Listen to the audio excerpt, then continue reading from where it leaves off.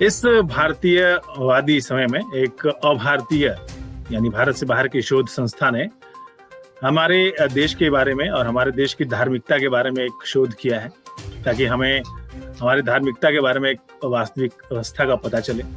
कुछ दिन पहले अमेरिका की प्यू रिसर्च ने एक व्यापक सर्वेक्षण किया है और उसमें उस सर्वेक्षण की एक रिपोर्ट उसका जो है जारी किया है। इस संस्थान का काम अमेरिका और दुनिया के बाकी देशों में सामाजिक आचार व्यवहार की पड़ताल करना है और उसके लिए सर्वेक्षण करते हैं। ये लोग अलग अलग विषयों और चिंताओं पर रुझानों और विचारों का संग्रह करते हैं और उन आंकड़ों का विश्लेषण करके दूसरे तरह की रिसर्च में उसका यूज किया जाता है। एक स्वायत्त संस्था है, ऑटोनोमस बॉडी है और प्यू रिसर्च सेंटर के जो सर्वेक्षण है वो काफी प्रामाणिक माने जाते हैं। अपनी पद्धति को इसने भरोसेमंद बनाए रखा है और इसी कारण इनकी रिपोर्ट्स का पूरी दुनिया में सम्मान किया जाता है और हम भरोसा कर सकते हैं भारत में भी कि इन्होंने भारत की धार्मिकता को लेकर के जो सर्वेक्षण किया है और उससे हमको हमारी धार्मिकता को लेकर के एक मोटा मोटा अंदाजा मिल सकता है। इसका शीर्षक है, इस रिपोर्ट का शीर्षक है कि भारत में धर्म सहिष्णुता या पृथकता। इस शीर्षक से ही एक विरोधाभास का हमें जो है पता चलता है और जो धार्मिक प्रसंग हमारे देश में चलते हैं उसका थोड़ा थोड़ा पता चलता है। लेकिन क्या जिसके प्रति हम सहिष्णुता का भाव रखते हैं, क्या उनसे दूरी और अलगाव बना करके भी रखते हैं? क्या हम लोग अलग अलग रहकर साथ रह सकते हैं? इस तरह के डेटा है और इस बारे में हमारे साथ दो महत्वपूर्ण मेहमान हैं अभी और एक और महत्वपूर्ण मेहमान हमारे साथ कुर्बान साहब जुड़ेंगे। सबसे पहले मैं परिचय करा दूं, मधु किश्वर जी हैं, सामाजिक कार्यकर्ता हैं, मानवाधिकारों के लिए, खासतौर पर महिला अधिकारों के लिए बहुत काम करती हैं और मैं प्रोफेसर भी हूँ। मेरी रोजी रोटी प्रोफेसरी से आती है। आपको सभी जानते हैं, मैं जो परिचय दूंगा वो थोड़ा ही होगा, छोटा ही होगा। और संस्था मानुषी की संस्थापक भी हैं। कमर आगा साहब जो है अंतर्राष्ट्रीय मामलों के विशेषज्ञ हैं, वरिष्ठ पत्रकार हैं और कुर्बान साहब जो हमारे साथ थोड़ी देर में जुड़ेंगे वो भी वरिष्ठ पत्रकार हैं, बहुत बड़े बड़े चैनल्स में और संस्थानों में उन्होंने काम किया है। हम तीनों का आपका स्वागत करते हैं। सबसे पहला सवाल तो मधु मैम आपसे ही है कि क्या हम जिसके प्रति, जिसकी बात मैं कर रहा था, सहिष्णुता का भाव रखते हैं, उसमें क्या अलग अलग रह करके भी हम लोग साथ रह सकते हैं? जो रिपोर्ट्स बता रही हैं उसमें कुछ खास तरह का ट्रेंड भी दिखता है। ये ट्रेंड आप कैसे एनालाइज करते हैं? देखिए, समझ नहीं आता, क्योंकि एक तरफ तो वेस्टर्न मीडिया में, वेस्टर्न एकेडेमिया, वेस्टर्न यूनिवर्सिटी से जो सारा डिस्कोर्स आता है वो तो हम बेचारे हिंदुओं को फासिस्ट से कम बातें नहीं करता। हर वक्त ये लेबल थोपा जाता है और मुस्लिम लीडर भी आप अगर इनकी जबान सुने तो यही होता है कि हम बहुत इंटॉलरेंट है हिंदू, हम इनको बहुत सताते हैं, जेनोसाइड तक की बात करते हैं। हालांकि पॉपुलेशन में बहुत तेजी से रफ्तार बढ़ रही है, proportion of Muslims and Christians in the population, फिर भी बात अनोखी करते हैं कि जेनोसाइड हो रही है हिंदुस्तान में मुसलमानों की, हिंदुस्तान में क्रिश्चियंस की। तो फिर पॉपुलेशन कैसे बढ़ रही है? पॉपुलेशन घट रही है तो हिंदुओं की घट रही है, वो कैसे हो रही है? तो मुझे समझ नहीं आता कि हम हैं कौन। अगर हम इतने फासिस्ट हैं तो ये कैसे फैलाव हो रहा है इस्लाम का, मॉस्क्स का, चर्चेस का? आज देश में आपको ज्यादा मॉस्क्स मिलेंगी मंदिरों से ज्यादा। तो क्या असलियत है हमें समझ नहीं आती और इतनी गाली क्यों खानी पड़ती है हमें? मुस्लिम संप्रदाय के नेताओं से इतनी जलालत क्यों झेलनी पड़ती है? अगर ये जो प्यू के रिसर्च के आंकड़े हैं सही हैं तो क्यों हमें फिर जिल्लत झेलनी पड़ती है? और किताबों में आप देखिए, मीडिया में ही नहीं, कोर्स क्यूरिकुलम में, सिर्फ वेस्टर्न यूनिवर्सिटीज में नहीं, हिंदुस्तान के जो यूनिवर्सिटीज में कोर्स क्यूरिकुलम है, जो JNU school, AMU school of historiography ने किया है, उसमें तो हम जी सारे ही फासिस्ट हैं। तो मुझे तो हैरत है कि हम हैं कौन। और मुझे लग रहा है इसी वजह से आज अगर किसी में रोष और दुख है, serious severe grief, it is truly the Hindu community, क्योंकि इतनी जलालत झेल के जीना अपने मुल्क में, और वो भी उन लोगों के हाथों जिनको मोर देन इक्वल राइट्स हैं। हमारी कॉन्स्टिट्यूशन में आर्टिकल्स 25 to 30 जो है, जिसपे आज के बहुत दिन बहस चल रही है, उसमें माइनॉरिटीज तथा कथित को वो राइट्स हैं जो आज हिंदू मिन्नतें करके जोड़ रखे, हाथ जोड़ के मोदी सरकार से कह रहे हैं हमें भी वो हक दे दो, हमें भी हक दे दो अपने मंदिर चलाने का जो मुस्लिम जैसे चलाते हैं, हमें भी वो उसी किस्म की सपोर्ट दो। आप हमारे मंदिरों का धन लूट के खर्चा कर रहे हैं कहाँ कहाँ, और जो स्पेशल स्कीम्स हैं, हजारों करोड़ रुपया स्पेशल स्कीम्स माइनॉरिटीज को दिया जा रहा है, फिर भी कोई खुश नहीं है। तो समझ नहीं आती चाहिए क्या इनको हमें। और आजादी कहते हैं, फ्रीडम ऑफ एक्सप्रेशन जो हर वक्त चलता रहता है कि फ्रीडम ऑफ एक्सप्रेशन नहीं है। गालियां खा खा के कान पक गए हमारे, दिल में ना आज फोड़े हैं। My entire body I really feel कि सच में I have blisters over my soul, इतनी गालियां जो खाने को मिलती हैं, और टेक्स्ट बुक्स में भी।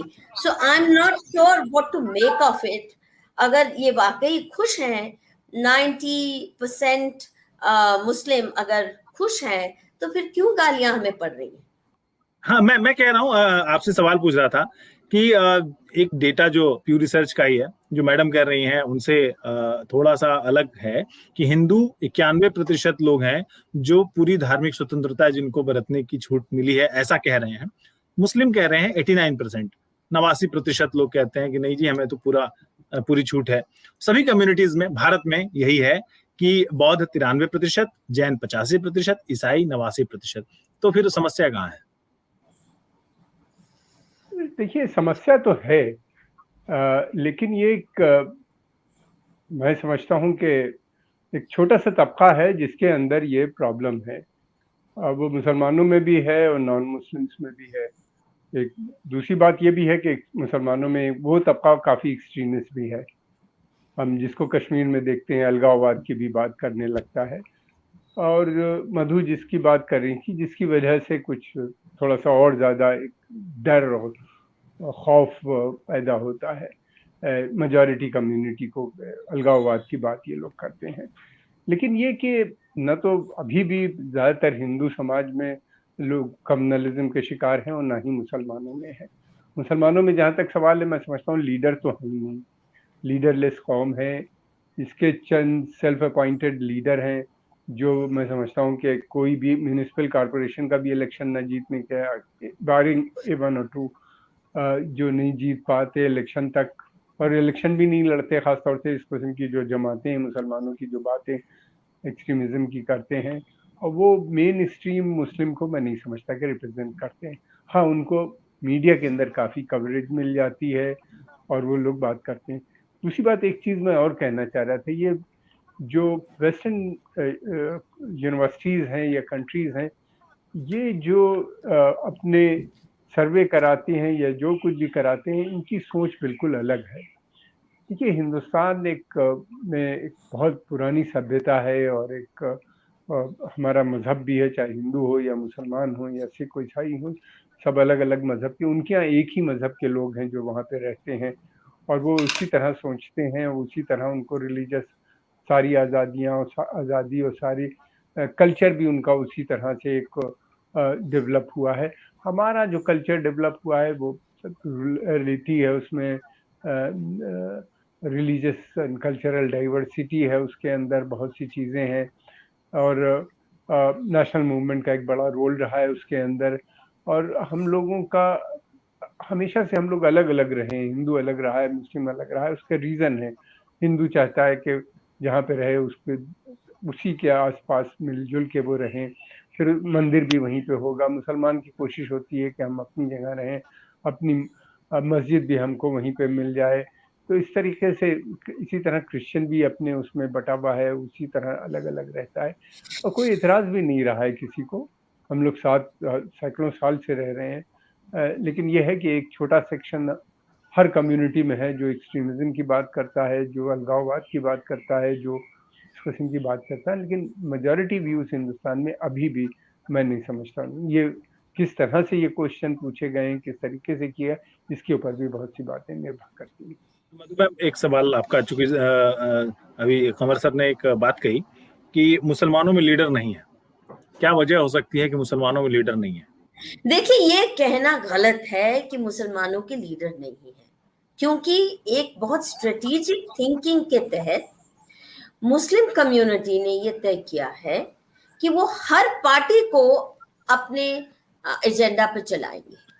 So you see them in every party including the BJP, और हर पार्टी को झुकना पड़ता है। दूसरी तरफ जो हिंदू कहता है कि मुझे स्वतंत्रता है, इसलिए वो भी कि इतना ब्रेन वॉश्ड हमारा सारा रिपब्लिक है as far as Hindus are concern. सारा कोर्स क्यूरिकुलम, पढ़ाई लिखाई, बॉलीवुड नैरेटिव, कल्चरल नैरेटिव सारे देश का is hostage to communist Islamic agenda. और इसीलिए बहुत से हिंदुओं को यह भी नहीं पता कि उन्हीं की कॉन्स्टिट्यूशन में उनको बराबर के हक नहीं दिए गए हैं। Discrimination is brazen. ये कोई छोटी मोटी डिस्क्रिमिनेशन भी नहीं है कि हमारे मंदिरों पे सरकार का कब्जा है और उनका सारा फंड सरकार ले जाती है, और दूसरी ओर जो करोड़ों अरबों रुपया यहाँ से ले जाके दूसरी ओर हजारों करोड़ रुपया हर साल मदरसों को दिया जाता है, मॉस्क को दिया जाता है, और ये तथाकथित माइनॉरिटीज को कितनी स्कीम्स हैं जो कि हिंदू कम्युनिटी के लिए, तो इक्वालिटी से कहीं आगे बढ़कर ये सब चल रहा है। दूसरा, हमारा एजुकेशन क्यूरिकुलम में इतना डिमीन किया गया हमारे इतिहास को, जो प्री इस्लामिक पास्ट को बिल्कुल या इरेज किया गया या उसको डिमोनाइज किया गया, और जो इस्लामिक पास्ट है उसको इतना ग्लोरीफाई किया गया। वो आपको ये भी दिख जाता है, दिल्ली में देखिए, कोई बाहर से आए तो वो सोचेगा ये तो मुगलों का शहर है, उसको ये नहीं मालूम होगा कि ये पृथ्वीराज चौहान का भी एक कैपिटल था, ये महाभारत एरा के इसमें जो अवशेष हैं, ये कृष्ण की बसाई नगरी है। वो सारे अवशेषों को बिल्कुल तबाह कर होने दिया गया। आर्कियोलॉजिकल सर्वे को काम करने नहीं दिया जा रहा, और जो मॉन्यूमेंट्स हैं, सफदरजंग टूम, लोधी टूम, ये टूम, वो टूम, मतलब मकबरों को सजा के हमने छाती पर रखा है। उन सबके भी मकबरों को जिन्होंने बहुत अन्याय किए इस समाज के साथ, जो फॉरेन इन्वेडर्स के रूप में आए, फिर यहाँ पे जो शासन चलाए वो बहुत अन्यायी थे। ये हमें समझने सोचने की भी हमारे बच्चों में से शक्ति खत्म कर दी गई, क्योंकि सारा एजुकेशनल क्यूरिकुलम मार्क्सिस्ट हिस्टोरियंस ने, जेएनयू और एएमयू स्कूल ने कब्जा कर लिया, और वही बॉलीवुड का नैरेटिव है, इतना ग्लोरीफाई करते हैं।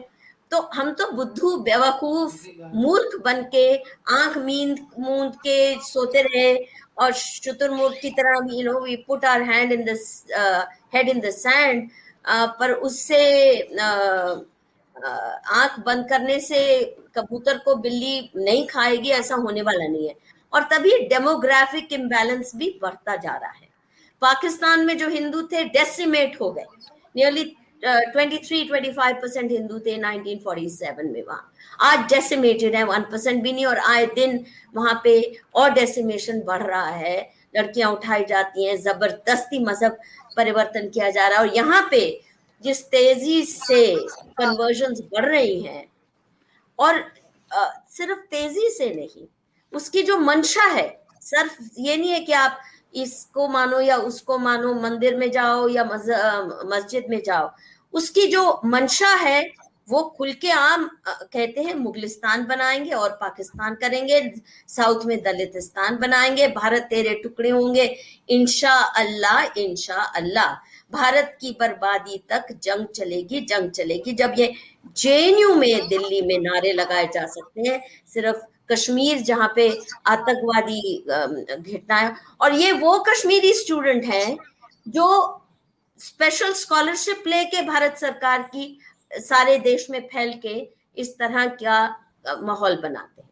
तो आज तो हम अपने भाग्य पर रोते हैं कि ये कैसा पार्टीशन था, और क्या हमें जलालत मिल रही है, and our future is endangered today. I would say Hindus are the most endangered community in the world, क्योंकि एक ही मुल्क था जहां हम रह सकते थे it's already shrunk population wise, territory wise, और जब खुलेआम कहा जा रहा है यहाँ और पाकिस्तान बनने हैं, तो हम जाएंगे भी कहाँ?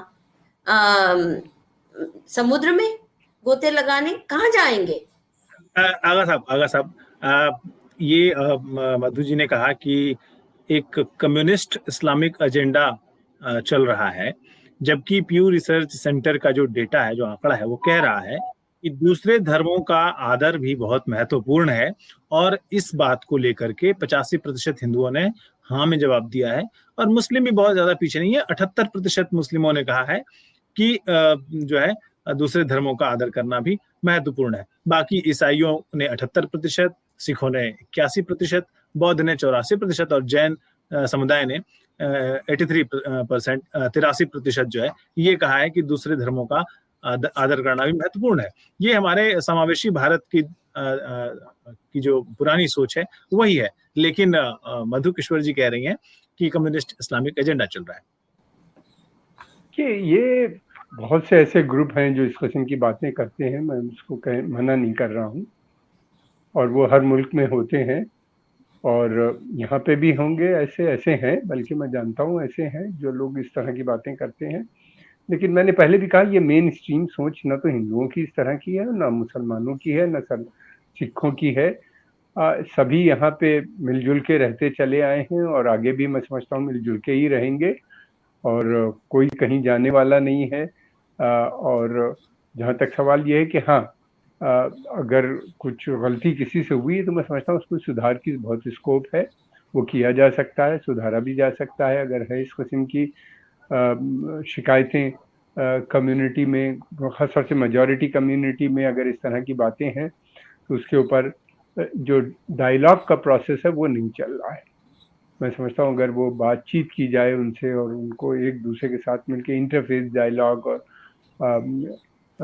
होंगे, तो मैं समझता हूँ कि इस तरह की चीज़ें, जो इश्यूज हैं, वो बहुत से एड्रेस किए जा सकते हैं।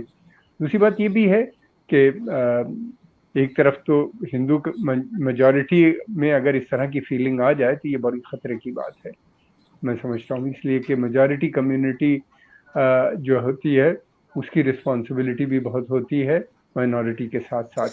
जहाँ तक पाकिस्तान का सवाल है, पाकिस्तान के ऊपर जो बात करी मधु ने, बिल्कुल सही कही। वहाँ पे माइनॉरिटीज़ के साथ जो कुछ भी हो रहा है, वहीं नहीं बल्कि अफगानिस्तान में भी, और हमने यही नहीं देखा, दूसरी जगहों पे भी हमने देखा है इस तरह की बातें। वो एक सोच है मुसलमानों में इस तरह की, जो जिहादी सोच है, और लेकिन उससे नुकसान किसका हुआ? उन्हीं मेजॉरिटी जहाँ पे वो मुस्लिम खुद देश हैं, उन्हीं का इस तरह का नुकसान हुआ, इस तरह की थिंकिंग डेवलप करके। चाहे वो अफगानिस्तान हो, आज तबाह बर्बाद हो गया इस जिहाद की वजह से, या इराक हो, या सोमालिया हो, या यमन। एक आधे दर्जन से ज़्यादा मुल्क हैं जिन्होंने इस तरह की सोच अपनाई, मेजॉरिटिज्म की बात की, तो उससे उनका खुद का नुकसान हुआ। मैं समझता हूँ कि वो अच्छी बात नहीं है, और पाकिस्तान में जो कुछ भी हो रहा है उसका हम सबको कंडेम करना चाहिए। मुसलमान भी, मैं समझता हूँ बहुत से ऐसे मुसलमान हैं जिनको नहीं पसंद जो वहाँ पे हो रहा है। खुद पाकिस्तान के अंदर भी इसके खिलाफ आवाज़ें उठ रही हैं, और मैं समझता हूँ कि वहाँ पूरी तरह से डेमोक्रेसी नहीं है, इसलिए बहुत सी बातों का पता नहीं चल पाता। लेकिन ये है कि उनके यहाँ काफ़ी आक्रोश। मैं कह रहा था कि पाकिस्तान में अगर हिंदुओं पर अत्याचार हुए हैं, तो पाकिस्तान में बहुत सारे मुस्लिम समुदाय भी हैं, जैसे हजारा मुसलमान समुदाय है, उनको भी लगभग मिटा दिया गया है। तो पाकिस्तान का केस ही अलग है। एक और सवाल। नहीं, ये मत कहिए मंजीत जी, ये मत कहिए, क्योंकि ये पुराना इतिहास है इस्लाम का, ना शांति से बैठना, किसी को बैठने देना नहीं। जहां नॉन मुस्लिम है सब जुट जाते हैं नॉन मुस्लिम्स को पहले खत्म करने में। जब वो खत्म हो जाते हैं फिर एक दूसरे के पीछे लग जाते हैं। तो ये कहना कि म्यूचुअल रिस्पेक्ट है, यदि मंजीत जी म्यूचुअल रिस्पेक्ट हो तो कन्वर्जन्स का सवाल ही नहीं उठता। कन्वर्जन्स का बुनियादी फाउंडेशनल प्रिंसिपल यह है कि जो इस्लाम या क्रिश्चियनिटी कबूल नहीं करता वो नर्क में, वो दोजख में जाएगा, वो इंसान कहलाने लायक नहीं है। और या तो वो इस्लाम कबूल करो या सर तन से जुदा। सर तन से जुदा के नारे हमारे देश में जिस खुलेपन से लगते हैं, बड़े बड़े हजारों के हुजूम लगा के, और करते हैं सरतन से जुदा। एक नहीं, कमलेश तिवारी कोई अकेला व्यक्ति नहीं था। एक तरफ इतनी वाहियात टिप्पणियां होती हैं हिंदू धर्म पे, कोई म्यूचुअल रिस्पेक्ट की बात। अगर जो पढ़े लिखे जेएनयू में जो या एएमयू में या इस्लामिया मिलिया, यहाँ पे बैठे बच्चे हैं इस्लामिया मिलिया में, ये बच्चे जिस किस्म की बातें करते हैं और जिस किस्म के घटिया टिप्पणियां करते हैं हमारे धर्म पे, तो मुझे नहीं लगता, अगर इज्जत की बात होती तो कम से कम वो सब मंदिर जो तोड़े गए बेरहमी से, जिनके दिख रहा है कि इसके ऊपर, मंदिर के ऊपर ही ऊपर गुंबज बना के मस्जिद बनाई गई, ग्रेसफुली ऑफर कर देनी चाहिए थी सारी ये जगहें। क्योंकि हिंदू मेजॉरिटी देश होने के बावजूद यहाँ मुसलमानों ने लाखों नई मस्जिदें बनाई हैं, लाखों नई मस्जिदें बनाई हैं सारे देश में। क्या उसके एवज में, उस स्वतंत्रता के एवज में हमें क्या मिला? ये नहीं हो सकता था कि कम से कम जो ऐतिहासिक इतना बड़ा अन्याय हुआ, इतने कत्लेआम हुए, इतनी बेरहमी से, इतने आर्किटेक्चरल वंडर्स हैं हमारे जिनको तोड़ के वहां पे बनाए गए मस्जिदें, ये आप रिकवर कर लीजिए, इनको हम रिस्टोर करवाने को तैयार है। नहीं, एक राम मंदिर के लिए 500 साल की लड़ाई लड़नी पड़ी और कोर्ट में इतना जलील किया। राम तो थे ही नहीं, वो तो मिथिकल फिगर है, प्रूव करो, प्रूव पैदा हुए थे नहीं हुए थे, झूठ फरेब। और आप बताइए कितने लोगों ने, 2-4 इक्की दुक्की आवाजें आई, एक वो आर्कियोलॉजिस्ट मोहम्मद जी है, वो आ गई, 1-2 आवाजें ऐसी आई खुल के जिन्होंने कहा ये ज्यादती हो रही है। 1-2 तो पाकिस्तान से भी आवाजें आई, या लंदन में बैठे जो पाकिस्तानी, जिन्होंने कहा ये बहुत ज्यादती हो रही है। ये इतने बड़े घाव है, ये घाव भरे जा सकते थे अगर 47 के बाद, जब हिंदुस्तान ने, जो उस वक्त था अंबेडकर जी की सलाह कि पूरा ट्रांसफर करिए, क्योंकि पाकिस्तान बना इसी बात पे, इसी बना पे कि मुसलमान और हिंदू इकट्ठे नहीं रह सकते, तो फिर सबको चला जाना चाहिए था। और दिम्मी बन के जीने की आदत है, जलील होके जीने की आदत हो गई थी 1000 साल से। उसके बाद कम से कम जो मंदिर दिख रहे हैं, जिनकी वजह से तकलीफ होती है जाके, अगर और कुछ ना भी हो प्रूफ, हाँ, वो जो प्रूफ है ना, जिस तरह हर मूर्ति को तोड़ा गया, खंडित करने का, जो इतने आर्किटेक्चरल वंडर्स को आपने तबाह करके ऊपर गुंबद बना लिया और अपना क्लेम कर लिया, वो ग्रेसफुली दे देते। और कम से कम don't special rights, be happy with equal rights. हर चीज में वीटो पावर चाहिए। कोई कानून नहीं बन सकता जिसमें मुस्लिम ऑब्जेक्ट करते हैं, कोई पाठ्यक्रम नहीं बन सकता, योगा भी नहीं हो सकता, सूर्य नमस्कार नहीं हो सकता, कुछ नहीं हो सकता इस देश में जब तक मुस्लिम्स वीटो पावर, क्रिश्चियंस की वीटो पावर है। जलील करके रखा है हमको, हम कैसे मान ले हमारे आपकी बात सुननी जरूरी है। मधु जी लगातार कह रहे हैं कि इस्लामिक अतीत पर बहुत जोर दिया गया है हिंदुस्तान में। क्या वाकई ऐसा है कि कथित रूप से जो कहा जा रहा है कि कुछ इतिहासकारों ने इतिहास को तोड़ मरोड़ कर पेश किया, इस्लामिक अतीत को, उनकी इमारतों को ज्यादा जोर दिया, ऐसा क्या सच है? क्या हम इतिहास की गलती को दुरुस्त करके फ्यूचर बेहतर बना सकते हैं? ये देखिए, जो इतिहास में गलती हुई है उसके लिए तो बहुत मुश्किल है उसको सही करना, और इतिहास में अगर हम गए तो सिवाय लड़ाई के और कुछ नहीं बचेगा। मंदिर भी टूटे हैं, मस्जिदें भी टूटी हैं। मस्जिदें टूटी हैं, एक बता दीजिए, एक मस्जिद किसी हिंदू ने तोड़ी हो? जब देखिए, बाद में बहुत सी जगह टूटी हैं, ऐसी बात नहीं है कि नहीं हो। पार्टीशन के जो झगड़े हुए, दिल मत दुखाइए, ये नमक छिड़कने वाली बात है किसी के जख्मों पर।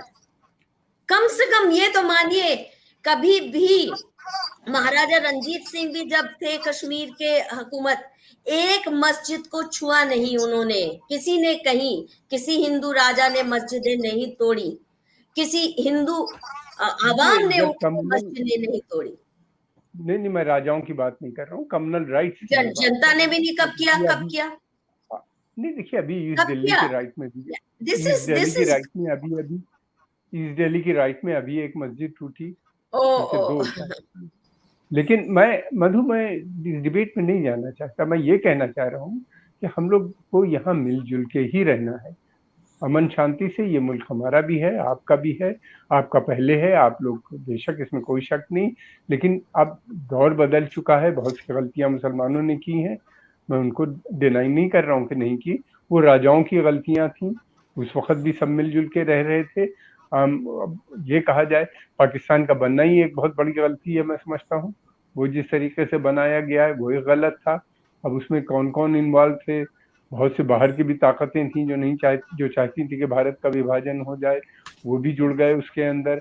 और ये था कि मुसलमानों का भी बड़ी डिमांड थी कि हम अलग रहेंगे, मुस्लिम आर सेपरेट नेशन, कोई शक ही नहीं इसके अंदर। प्यू रिसर्च सेंटर ने भी इस भारत विभाजन को लेकर के भी एक डेटा दिया है कि 37% हिंदू मानते हैं कि ये बुरा फैसला था, 43% 43% ये मानते हैं कि ये अच्छा फैसला था, जबकि मुस्लिम 48% मुसलमान ये मानते हैं कि भारत का विभाजन गलत फैसला था, बुरा फैसला था, खराब फैसला था, और 30% लोगों ने कहा कि अच्छा फैसला है। इस डेटा को कैसे देखते हैं? आगा साहब पहले आप। नहीं, देखिए, ये मुसलमान तो जो यहाँ पे है वो ज्यादातर मानता है कि ये गलत हुआ। और वो मुस्लिम लीग बहुत पावरफुल ऑर्गेनाइजेशन नहीं थी, पूरे मुल्क में नहीं थी उस वक्त। वो दिल्ली, पंजाब में भी नहीं थी, बल्कि दिल्ली और यूपी, बिहार, बंगाल, इस रीजन के अंदर ये मूवमेंट था बहुत स्ट्रांग। पाकिस्तान जहाँ पे बना है वहाँ पे भी नहीं था, बाद में वहाँ पे आया। सिंधी आज भी नहीं जुड़ना चाहता उनके साथ, बलोच उस वक्त भी नहीं जुड़ना चाहते थे, आज भी खुश नहीं है पाकिस्तान के बनने से। और पश्तून पठान जो थे वो भी खिलाफ थे। बादशाह खां वहाँ पे बैठे हुए थे। पंजाब में यूनियनिस्ट गवर्नमेंट थी शायद, if I am not mistaken, वो भी नहीं थी। बाद में पंजाब में बिल्कुल मुस्लिम लीग का मूवमेंट आया और फिर उनको लगा कि बहुत फायदा होगा, और उसके बाद उन्हीं ने पाकिस्तान विभाजन की बात की और झगड़े हुए और राइट्स हुए, उसमें हिंदू वहां से निकाले गए, मुसलमान यहाँ से गए।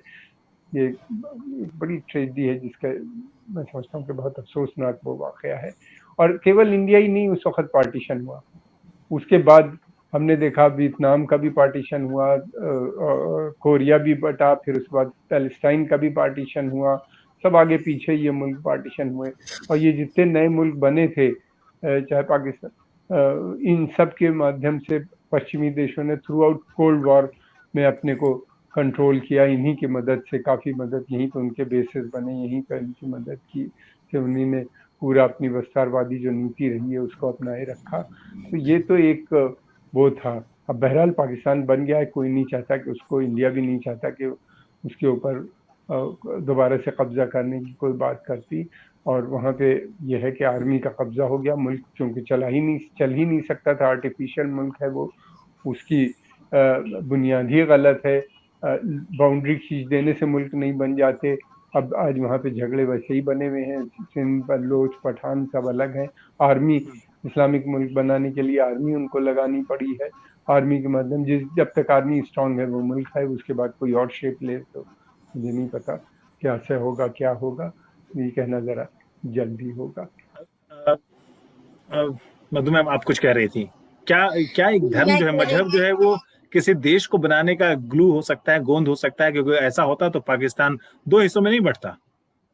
देखिए, पाकिस्तान दो हिस्सों में बंटने का सवाल अलग है। सवाल बुनियादी ये है कि इस्लाम में नेशन स्टेट की कोई अहमियत नहीं है।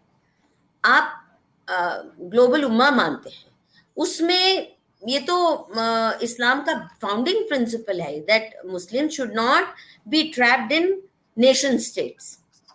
और इसलिए जो हिंदुस्तान के प्रति जो एजेंडा रहा है वो है गजवा हिंद, पूरे हिंदुस्तान को इस्लामीकरण करना है।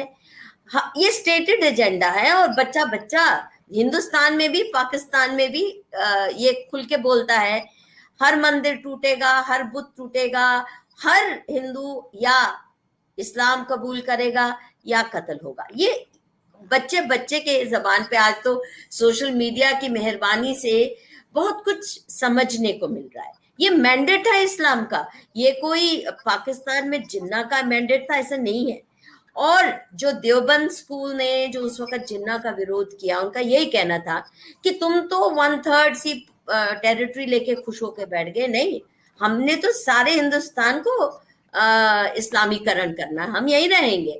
तो वो अनफिनिश्ड एजेंडा, और हमारी मूर्खता देखिए, मुस्लिम लीग जिसने पार्टीशन कराया, और ये देखिए north Korea, south Korea, Germany का पार्टीशन ये एक चीज नहीं है, क्योंकि करोड़ों को बेघर करके पार्टीशन करवाना, कत्लेआम करके पार्टीशन कराना, लाखों औरतों को अबडक्ट करके उनको सेक्स स्लेवरी में डालना, वो पार्टीशन कराना, वो और नॉर्थ कोरिया या जर्मनी का जो पार्टीशन हुआ ईस्ट और वेस्ट का, उसमें जमीन आसमान का फर्क है। So let us just not compare, and the point that I am trying to make is this, वो एजेंडा आज भी बरकरार है। आज खुलेआम मधु जी,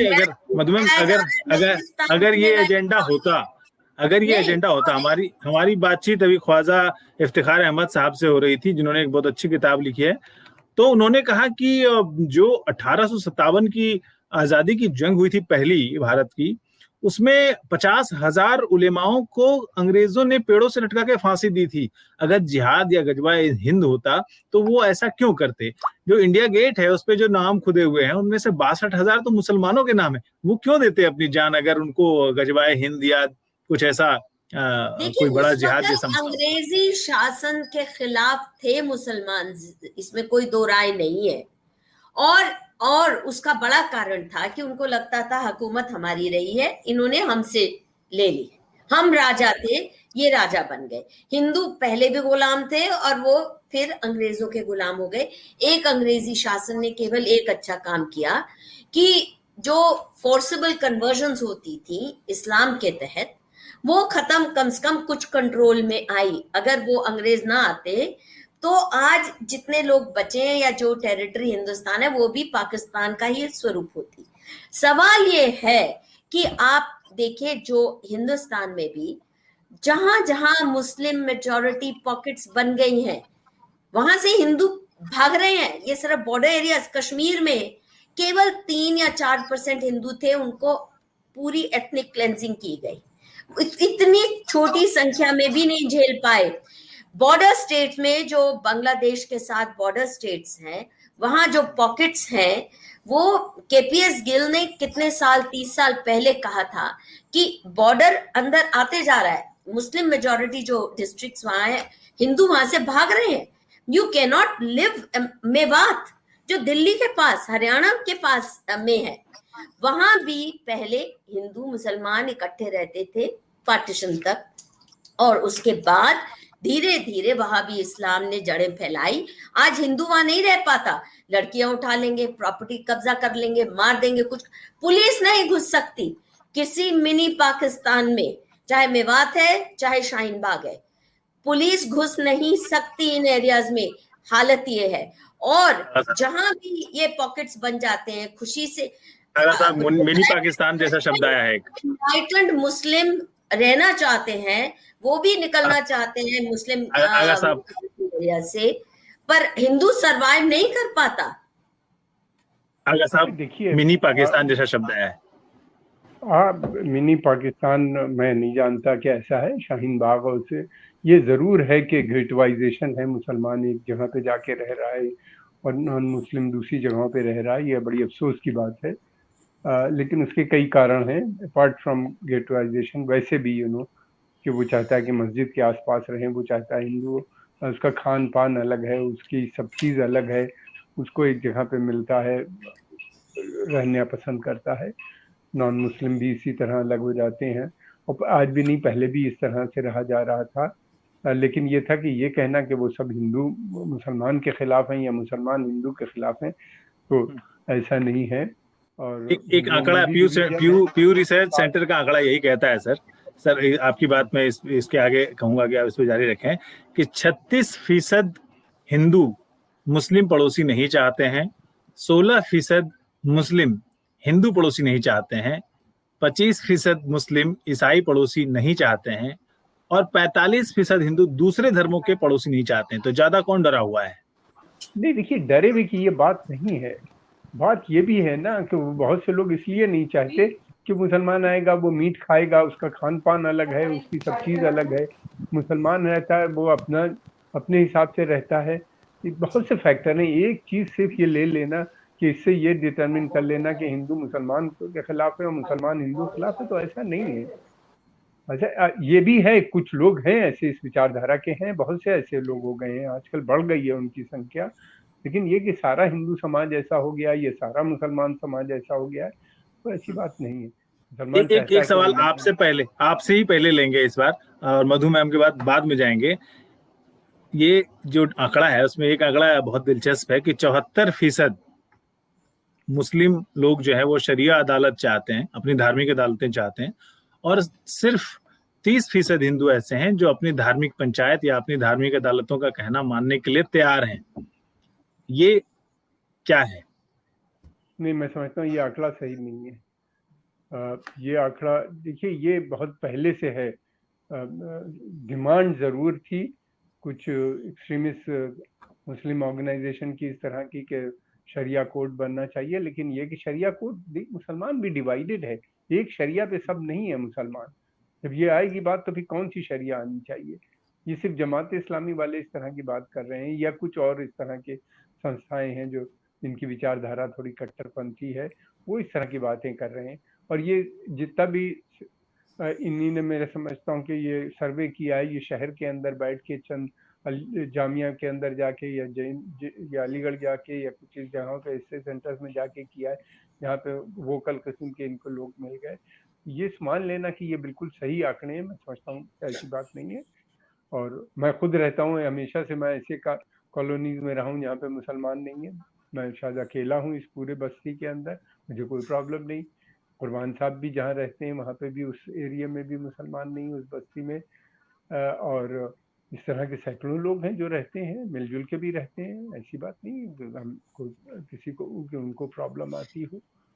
ये है विचारधारा, देखिए है, ये एक्सट्रीमिस्ट व्यू आ गया है, दोनों कम्युनिटी में है। और मैं समझता हूँ, मैंने पहले भी कहा कि इसके ऊपर बातचीत की ज़रूरत है, डायलॉग की ज़रूरत है।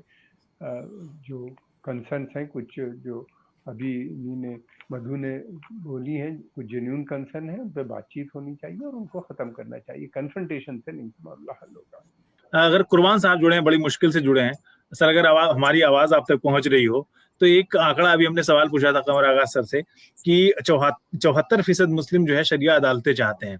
ये कैसा आंकड़ा है? क्या वाकई ऐसा है? मुसलमानों को मैं जानता हूँ उनमें से कोई भी शरिया अदालत नहीं चाहता। हाँ, मुस्लिम पर्सनल लॉ जरूर चाहते हैं, क्योंकि उसका एक कॉन्स्टिट्यूशनल प्रोविजन सरकार ने आज से नहीं 1950 से किया हुआ है। और अगर उसके लिए भी डिबेट चलती है कि एक यूनिफॉर्म सिविल कोड होना चाहिए, तो उसका एक ड्राफ्ट आना चाहिए और उस पर मुसलमानों के साथ साथ हिंदुओं की भी राय ली जानी चाहिए कि कितने प्रतिशत हिंदू अनडिवाइडेड हिंदू फैमिली का जो फायदा इनकम टैक्स में लेते हैं उसको खत्म करने के लिए तैयार होंगे कि नहीं, और यूनिफॉर्म सिविल कोड कितने लोग एक्सेप्ट करेंगे। दिक्कत ये है कि हर चीज एक मुसलमानों के नाम पर लगा दिया जाता है। अभी जैसे आपने आंकड़ा दिया, मुझे नहीं मालूम है और किसने सर्वे किया है और कितना ऑथेंटिक हम इसको माने, लेकिन इस देश में आज से नहीं, पिछले 100 सालों से किसी भी मुसलमान ने शरिया अदालत की मांग नहीं की है। इवन मोहम्मद अली जिन्ना जो मुस्लिम लीग के लीडर थे सेंट्रल लेजिस्लेटिव असेंबली में, उन्होंने भी ये मांग नहीं करी थी। और आप मुझे बताइए किसी विधानसभा में, किसी संसद में, किसी सांसद ने, विधायक ने ये मांग की हो? ये एक प्रोपेगेंडा है कि मुसलमानों को तालिबानी साबित करो हिंदुस्तान के मुसलमान। कोई जरूरी है तो बता दे। लगती रहती है। दिक्कत ये है कि यहाँ रिलीजियस फ्रीडम के नाम पे जो चीजें हो रही हैं और अभी जिन चीजों को जस्टिफाई किया गया इस प्रोग्राम में, वो उससे पता चलता है कि कितना हम रास्ता चल करके आ गए हैं। और पिछले 7 सालों में खास करके इतनी रिलीजियस फ्रीडम हमारे लिए बची हुई है। ये सिर्फ मुसलमानों की बात नहीं है, ये सिर्फ ईसाइयों की बात नहीं है, ये दलित और आदिवासियों की भी बात है। इस देश में कितने अत्याचार हो रहे हैं दलितों पर, आदिवासियों पर, पिछड़ों पर, महिलाओं पर, इसके बारे में भी कोई चर्चा नहीं होती। लेकिन चर्चा सिर्फ इस बात पर होती है कि साहब मुसलमान सांप्रदायिक हो गया है, मुसलमान शरिया कोर्ट की मांग कर रहा है, मुसलमान तालिबानी हो गया है, और सारी बीमारी की जड़ हिंदुस्तान का मुसलमान है। तो इसलिए मैं इससे पूरी तरह से सहमत नहीं हूँ कि हिंदुस्तान का मुसलमान किसी ने भी शरिया अदालत की मांग की हो। एक चीज जो है ना मधुमेह, हमने बीच में बातचीत में कही थी कि कम्युनिस्ट इस्लामिक एजेंडा चल रहा है भारत में, ये क्या वाकई एग्जिस्ट करता है या फिर ये भी प्रोपेगेंडा का हिस्सा है? अब ये तो मधु किशोर जी से पूछिए कि मानुषी में ये पिछले वर्षों में जो लिखती आई हैं, क्या अब उसका खुद खंडन कर रही हैं? और जो स्टैंड लेती आई हैं साहबानों तक, उसके बाद उनके स्टैंड में क्या कोई फर्क आया है? अगर ऐसा हुआ है तो यकीनन चीजें बदली हैं, और अगर ऐसा नहीं है तो फिर या तो पहले जो बात कहती थी वो गलत थी, या जो अब कह रही हैं वो गलत है। दोनों में से एक गलत है, दोनों चीजें सही नहीं हो सकती। जी, मैं बिल्कुल मानती हूँ कुर्बान अली साहब कि मैं भी अंधकार में जी रही थी, और मैं उनमें से थी जो कहती थी I would rather die with Mahatma Gandhi than be victorious with Mohammad Ali Jinnah. जितनी मर्जी सहयोग करो मुस्लिम तथाकथित माइनॉरिटी की, यहाँ एजेंडा साफ है, वी आर जस्ट यूज्ड। और देखिए अभी आप दोनों कह रहे थे, कमर आगा भाई, मतलब पर्सनली आगा साहब आपके साथ या कुर्बान भाई के साथ मेरी कोई रंजिश नहीं है, और मेरे पर्सनल लेवल पे सब दोस्त बरकरार है। Now let me state facts. He is right in saying कि हम अकेले रहते हैं, मुस्लिम हिंदू मेजॉरिटी एरिया में कोई प्रॉब्लम नहीं है, इसमें दो राय नहीं है कि अगर 10,000 हिंदुओं में 2 मुसलमान भी हैं, वो सेफ है, महफूज है, और पढ़े लिखे बहुत से मुसलमान चाहते भी हैं कि वो हिंदू नेबरहुड में आए ताकि उनके बच्चों पे दूसरा एक्सपोजर भी मिले। They prefer it, they are never unsafe. परंतु अगर 10,000 मुसलमानों में 4,000 भी हिंदू हैं, दे आर नॉट सेफ।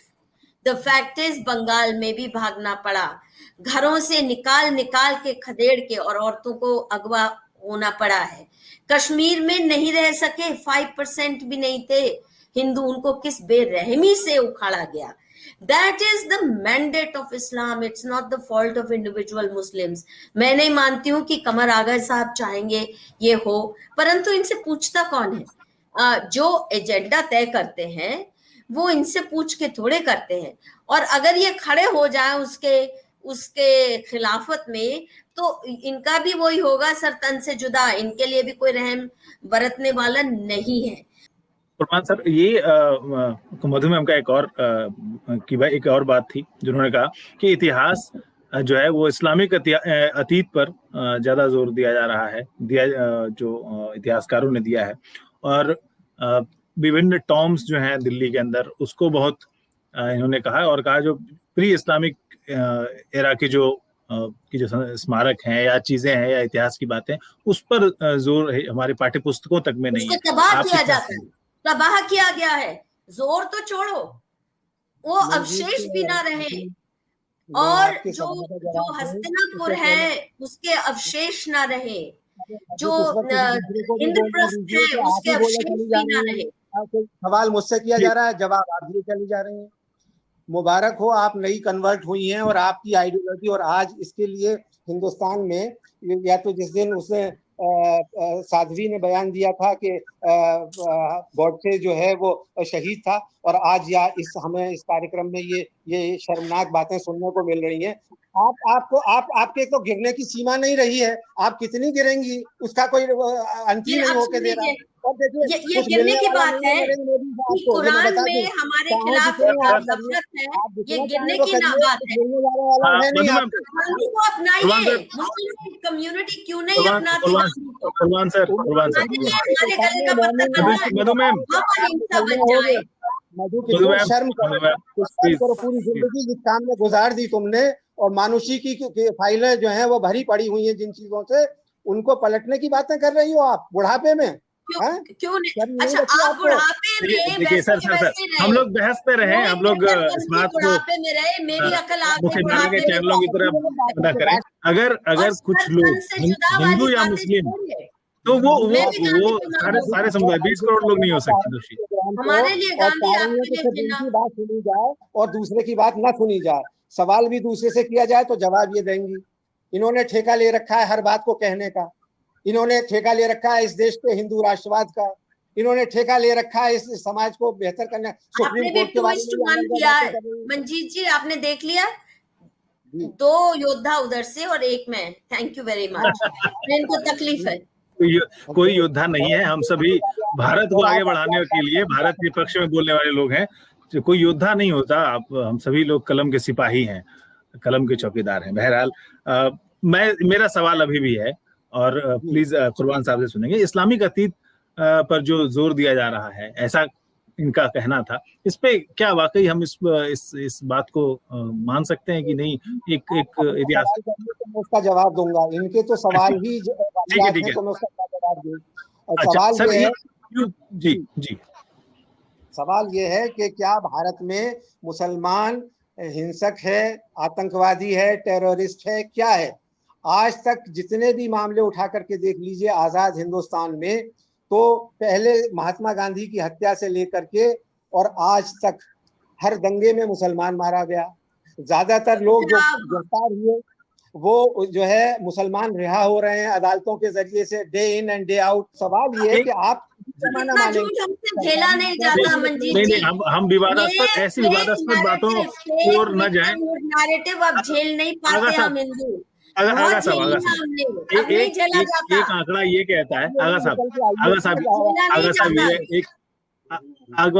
एक आंकड़ा कहता है कि कौन सा धर्म जो है अंतर धार्मिक विवाहों को रोकता है।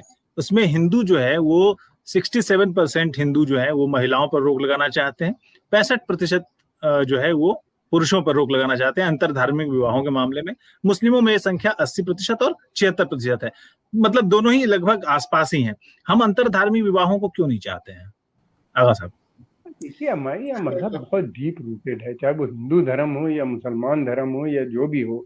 ये कोई 200 साल 300 साल पहले से तो आए नहीं है, जमाने से हैं। यहाँ पे एक सभ्यता है हमारी और रिलीजन हमारा परमिट नहीं करता। यूरोप में तो एक ही सोसाइटी थी, एक ही कल्चर था, उसके अंदर आपस में शादी। उनके यहाँ न कास्ट सिस्टम है, न उनके यहाँ इतने धर्म हैं। अब नए आए हैं, उनके यहाँ धर्म बाहर से लोग आए हैं, तमाम दूसरे धर्म की, वो अपने अपने धर्म को फॉलो कर रहे हैं या यूनिफाइड सिविल कोड के अंदर गवर्न होते हैं। हमारे यहाँ के डिफरेंट सिस्टम है, पूरी हमारी सोच अलग है, उनकी सोच बिल्कुल अलग है। वो अपनी सोच के हिसाब से ये सर्वे कराते हैं, फिर उसके बाद कहते हैं। हिंदू भी नहीं चाहते कि मुसलमान के साथ शादी हो, मुसलमान भी नहीं चाहता। ये सही बात है कि शादियां हों इस किस्म की। दो एक अलग रिलीजन है, अलग अलग तरीके से, लेकिन यह है कि दोनों एक साथ भी रह रहे हैं, एक जमाने के साथ रह रहे हैं। और जो पढ़ लिख गए हैं, बहुत से ऐसे लोग हैं मैं जानता हूँ जहाँ इंटर कास्ट मैरिजेस भी हो रही हैं और इंटर रिलीजियस मैरिजेस भी हो रही हैं। समाज वक्त एक तरह से तो रहता नहीं, बदलता भी रहता है समाज। उस बदलते हुए दौर में ये भी हो रहा है। लेकिन अगर जहाँ पे हो रही है इंटर रिलीजियस मैरिज, वहाँ पे दूसरी प्रॉब्लम आ रही है, लव जिहाद की बात करने लगते हैं लोग। तो ये है, दिक्कतें हैं जी। एक अच्छा आंकड़ा है, मैं कुर्बान साहब से टिप्पणी चाहूंगा क्योंकि बहुत कार्यक्रम लंबा हो रहा है। आखिरी सवाल है ये कि हम एक वास्तविकता में हमको जीना होगा कि हम लोग दो समुदाय होते हुए भी हम में काफी समानताएं हैं, बराबरी है। और चूंकि 79% मुसलमानों ने ये कहा कि भारत में उनको धार्मिक भेदभाव का सामना नहीं करना पड़ा है, ये एक अच्छी बात है। लेकिन एक आंकड़ा ये कहता है कि हिंदू कहते हैं कि 23% हिंदुओं ने कहा कि उनकी मुस्लिम धर्म से समानता है, एक जैसी बातें हैं दोनों धर्मों में। 29% मुस्लिमों ने भी ऐसा कहा है। तो हम क्या एक समावेशी भारत, जो जिस समरस समाज की स्थापना करने की दिशा में हम लोग सब कोशिश कर रहे हैं, उसके तरफ बढ़ सकते हैं? कुर्बान साहब, उम्मीदें हैं कायम अभी? नहीं, उम्मीदें नहीं, वही उसी पे टिका हुआ है। देखिए, इस मुल्क के एक रहने की शर्त यही है कि हम लोग आपस में मिलजुल करके रहें, सांप्रदायिक सौहार्द बना करके रहें, ना कि नफरत। और देखिए, 1000 साल से हो गए अब रहते आए हैं हम, इस्लाम और हिंदुइज्म साथ साथ। और कभी कोई प्रॉब्लम हुई नहीं। 1857 जो कि हमारी आजादी की पहली लड़ाई है, जिसको सावरकर ने भी माना है कि वो आजादी की पहली लड़ाई थी, उसका सेनापति कौन था? बहादुर शाह जफर। और बहादुर शाह जफर ने म्यूटिनी के बाद जो पहला फरमान, शाही फरमान जारी किया, वो ये कि इस शहर में कोई भी गाय का गोश्त खाता हुआ देखा जाएगा तो उसे तोप के उड़ा दिया जाएगा। 1857 से लेके 1947 पहला सेनापति था बहादुर शाह जफर और आखिरी सेनापति था महात्मा गांधी। इस 90 साल के राष्ट्रीय आंदोलन का जो दौर है, इसको सारे देश के इतिहासकार मानते हैं, इसको कोई नहीं, आज तक किसी ने नहीं बताया। उन 90 सालों में जो हमारा माहौल बना, और वो यही था कि हम लोग आपस में जैसे रहते आए हैं वैसे ही रहेंगे, और उसी आधार पर भारतीय संविधान का निर्माण हुआ। पाकिस्तान बन जाने के बाद इस मुल्क को हिंदू राष्ट्र बनाना बहुत आसान काम था। एक पार्लियामेंट में, सेंट्रल असेंबली में, कॉन्स्टिट्यूंट असेंबली में एक 2 लाइन का प्रस्ताव लाने की जरूरत थी। मुसलमान अपने हिस्से का पाकिस्तान ले चुके थे, ये मुल्क बड़े आराम से हिंदू राष्ट्र बन जाता। लेकिन महात्मा गांधी, सरदार वल्लभ भाई पटेल, राजेंद्र प्रसाद, मौलाना आजाद का नाम नहीं ले रहा हूँ, गोविंद वल्लभ पंत, जो कि राइट विंग जाने जाते थे, उन लोगों ने कसम खाई और ये कहा कि हम इस मुल्क को पाकिस्तान नहीं बनने देंगे। और पाकिस्तान का हाल आपने देखा कि मजहबी नफरत की बुनियाद पर बना एक मुल्क, 25 साल नहीं लगे उसको टूटने में। और यही बात मौलाना आजाद ने कही थी कि ये मजहबी जुनून जो इस वक्त लोगों के सिर पे चढ़ करके बोल रहा है, जब ये नशा उतरेगा तो ये एक दूसरे का गला काटेंगे। और नतीजा यही हुआ कि पंजाबी ने बंगाली को आदमी नहीं समझा, उनकी महिलाओं के साथ रेप किया, उनको मारा गया, और नतीजा क्या हुआ कि बांग्लादेश का जन्म हुआ। जो पाकिस्तान एक मजहब, एक किताब के नाम पर बना था, वो 25 साल से ज्यादा रह नहीं सका। आप बना लीजिए इस देश को हिंदू राष्ट्र, चला नहीं पाएंगे। इस देश के चलने की अगर एक कोई शर्त है तो वो वही है जिसको महात्मा गांधी ने देखा और जिस पर इस देश का संविधान बनाया। अगर आपको बनाना है हिंदू राष्ट्र, बनाइए, माफ कीजिएगा, 20 से कम टुकड़े नहीं होंगे इस देश के अगर आप हिंदू राष्ट्र बनाएंगे। और इसको अगर चलाना है तो उसी पे चलेगा जो राष्ट्रीय आंदोलन की विरासत है, जिसको लेकर के मुल्क की आजादी की लड़ाई लड़ी गई थी, कंधे से कंधा मिला करके लोग लड़े थे। चाहे वो नेताजी सुभाष चंद्र बोस की आजाद हिंद फौज हो, उसमें मेरे बाप शामिल थे, उनको सजाए मौत हुई थी, और चाहे वो नेवल म्यूटिनी हो, और चाहे वो खुदाई खिदमतगारों का प्रोग्राम हो, जितनी भी धाराएं थी सिवाय एक धारा के जो राष्ट्रीय स्वयंसेवक संघ की धारा थी, हिंदुत्ववादी धारा थी, उसको छोड़ करके बाकी सभी, चाहे वो अकाली हो, भगत सिंह के अनुयायी हो, सुभाष के अनुयायी हो, गांधी के अनुयायी हो, सबने मिलकर के इस मुल्क की आजादी की लड़ाई लड़ी और बड़ी मेहनत के साथ उस आजादी को हासिल किया है। और ये कोई मजाक नहीं है कि महात्मा गांधी को आज आप मजाक में उड़ा दो। उस आदमी ने अपनी जान की बाजी लगा करके इस मुल्क की यूनिटी को बरकरार रखा, और इस मुल्क का आज जो पूरी दुनिया में एक सिक्का बोला जाता है वो इसीलिए है कि हिंदुस्तान एक सेक्युलर मुल्क है, एक ऐसा मुल्क जिसमें एक दो नहीं 20 मजहब के लोग एक साथ मिलकर के आपस में रहते हैं और गाते हैं कि हिंदी है हम वतन है हिंदुस्तान हमारा। तो ये कोई आर्टिफिशियल चीज नहीं है, ये पिछले 1000 साल से हमारी रगों में ये रचा बसा है हिंदुस्तान। और इस हिंदुस्तान को कोई करके हाईजैक कर ले, ये इसके बूते की बात नहीं। और यही जो भी इसके खिलाफ बात करेगा वो उड़ जाएगा, इस मुल्क से उड़ जाएगा। आगा साहब आखिरी टिप्पणी। मंजीत साहब मुझे कुछ कहने देंगे कि बंद करूं? जी। नहीं, आगा साहब से सुन लीजिए, वो बहुत संजीदगी से बात कहते हैं, उसके बाद में कहेंगे। नहीं, मैं केवल इतना कह रहा हूँ कि देखिए, कल्चरल डाइवर्सिटी के बगैर बहुत मुश्किल है मुल्क का चलना। ये एक जमाने से चल रही है और इसको रोकना या यहाँ पे एक कल्चर बनाना या एक धर्म का जिसपे जोर हो, उस तरह की बात मैं मुसलमान नहीं, मैं समझता हूँ कि हिंदू भी नहीं एक्सेप्ट करेंगे इसको। हम लोग सबको मिल के रहना है, मुल्क की तरक्की को, इसी में मुल्क की तरक्की है, और मैं समझता हूँ कि उसको खत्म करना आसान काम नहीं होगा किसी के लिए। आखिरी टिप्पणी संक्षिप्त छोटी सी।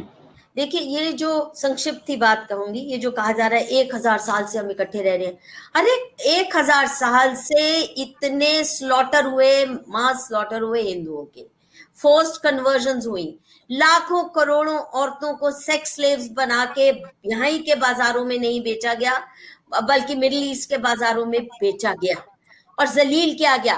और मुगल हैरम्स में हजारों राजपूत प्रिंसेसेस को सेक्स स्लेव्स बना के, कॉन्क्यूबाइंस बना के, कन्नीज बना के रखा जाता था। ये कोई कोएग्जिस्टेंस के मायने नहीं हो सकते।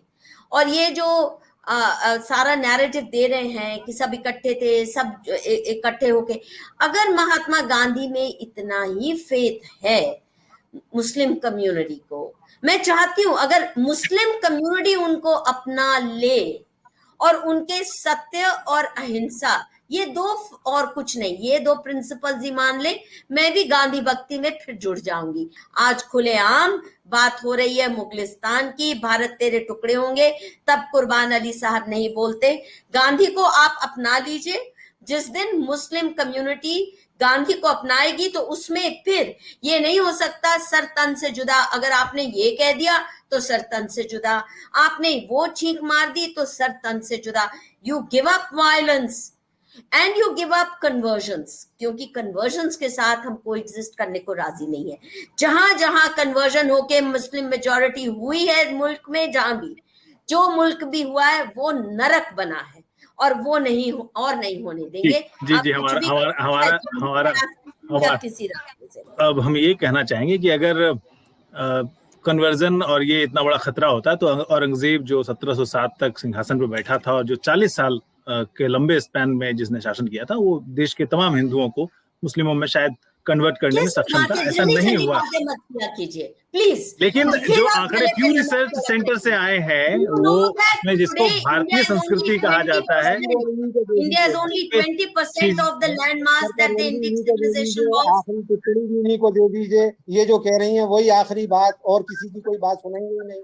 देखिए वो दिन भी आएगा जब हमारी बात सुनी जाएगी। अभी तो आपका राज है, आपकी हुकूमत है, और मोदी साहब पे भी आपने कब्जा कर रखा है पूरी तरह से, पर दिन बदलेंगे। हर कुत्ते के दिन बदलते हैं, हमारे भी तो वो तो सारी कहानी। जी, जो प्यू रिसर्च सेंटर की जो बात है, जो आंकड़े हैं, उन्होंने ये साबित किया है कि भारतीय संस्कृति और हिंदुस्तानी तहजीब के छीजने की जो आशंकाएं हैं वो बेहद निर्मूल हैं। ये दोनों ही कम्युनिटी, कम से कम मैं सिर्फ हिंदू और मुस्लिम की बात कर रहा हूँ, वो इस देश में रहने वाले हैं और बहुत समावेशी तरीके से रहने वाले हैं, क्योंकि पूरी दुनिया की निगाह हम पर है, चीन का खतरा हम पे है। हिंदू और मुसलमानों को एक साथ मिलकर के तरक्की के लिए साथ कदम बढ़ाना होगा, और इस दिशा में ये जो आंकड़े हैं वो इसी दिशा में संकेत भी कर रहे हैं कि सब मिलजुल के रहने वाले हैं और रह रहे हैं। कुछ छोटी मोटी घटनाएं हैं, खतरे हैं, वो उनको हटाया जा सकता है, वो हटाया जाएगा, क्योंकि हर तरफ, हर समुदाय में अच्छे लोग ज्यादा मात्रा में, अधिक संख्या में है। बहुत बहुत शुक्रिया कुर्बान साहब आपका, कमर आगा साहब आपका, और मैम मधु जी आपका बहुत बहुत शुक्रिया आप सभी का हमारे कार्यक्रम में जुड़ने के लिए। दीजिए इजाजत मंजीत ठाकुर को। नमस्कार। जिंदाबाद।